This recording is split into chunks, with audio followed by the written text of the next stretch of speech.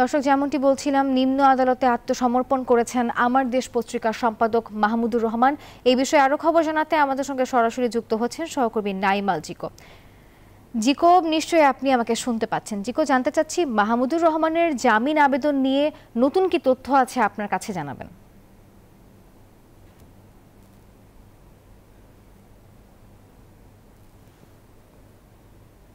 মাহমুদুর রহমান তিনি আদালতের ভিতরে আছেন এবং যেমনটি কিছুক্ষণ আগে গণমাধ্যমে আমরা প্রকাশ করছিলাম যে কিন্তু হলো জামিন আবেদন করবেন। 7 বছরের যেই কারাদণ্ড তাকে দেওয়া হয়েছে।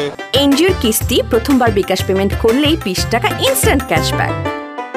সেটিতে কিন্তু আজকে তিনি এখানে উপস্থিত হয়ে আত্মসমর্পণ করেছেন এবং পাশাপাশি কিন্তু জামিন আবেদন করবেন উচ্চতর আদালতে আপিলের জন্য কিন্তু তিনি এই ব্যবস্থা।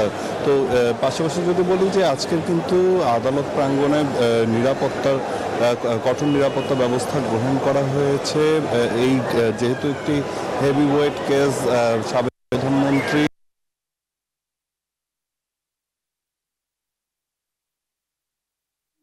এখানে নিরাপত্তা ব্যবস্থা করা হয়েছে যাতে কোনো ধরনের কোনো অপ্রীতিকর ঘটনা না ঘটে।